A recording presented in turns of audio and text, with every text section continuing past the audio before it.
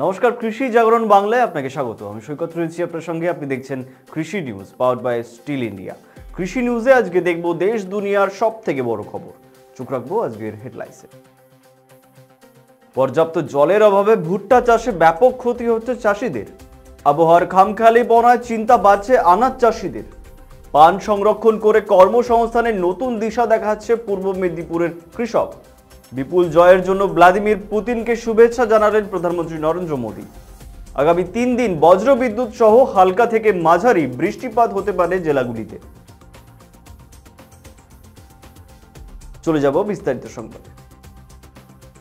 পর্যাপ্ত জলের অভাবে ভুট্টা চাষে ব্যাপক ক্ষতি হচ্ছে চাষিদের। কালচিনি ব্লক জুড়ে কৃষকদের মাথায় হাত। কোনো কৃষকই এবারে 30% বেশি ভুট্টা ঘরে তুলতে পারেননি। আলিপুরদুয়ার জেলার মধ্যে কালচিনি ব্লকেই ভুট্টার চাষ বেশি হয়। এই চাষের জন্য যা যা পরিকাঠামো প্রয়োজন সবটাই রয়েছে কালচিনি ব্লকে।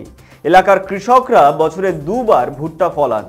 এই ভুট্টা বাজারে বিক্রি করেন, পাশাপাশি পাঠানো হয় বাইরের জেলাগুলিতেও। আবহাওয়ার খামখেয়ালিপনায় চিন্তা বাড়ছে আনাজ চাষিদের।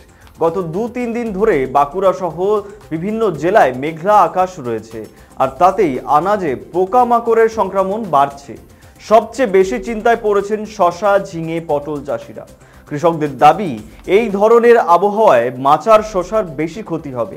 ফলনের মুখে রয়েছে শসা। বৈশাখের গাজনকে লক্ষ্য করে শসা চাষ করা হয়। গরম ঠান্ডা আবহাওয়ায় শসা গাছে ধসা রোগ হওয়ার প্রবল আশঙ্কা রয়েছে। পূর্ব মেদিনীপুর জেলার অন্যতম লাভবাহী ফসল পান। মূলত পান কাঁচা ফসল হিসেবেই বাজারে বিক্রি করা হয়, কারণ পানের বরজ থেকে পান তুলে নেওয়ার পর 2-3 দিনের মধ্যেই নষ্ট হয়ে যায়। ফলে পানকে দ্রুতই বাজারজাত করতে হয়। কিন্তু এবার পান সংরক্ষণ করা সম্ভব প্রায় 3 মাস পর্যন্ত। আর এই প্রক্রিয়াকরণ পান চাষের নতুন কর্মসংস্থানের দিশা দেখাচ্ছে।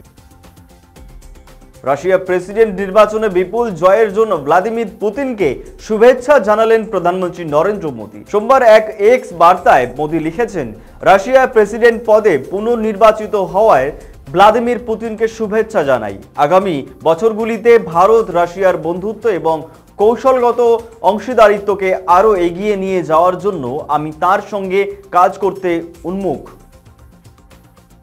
দক্ষিণবঙ্গের প্রায় সব জেলাগুলিতেই আগামী 3 দিন ধরে বজ্রবিদ্যুৎ সহ হালকা থেকে মাঝারি বৃষ্টিপাত হতে পারে।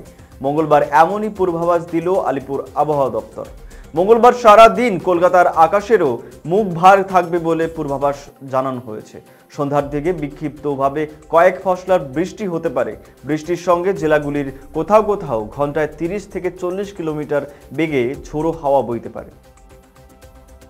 সঙ্গে থাকুন, দেখতে থাকুন কৃষি জাগরণ বাংলা। বিস্তারিত জানতে ক্লিক করুন bengali.krishijagrণ.com।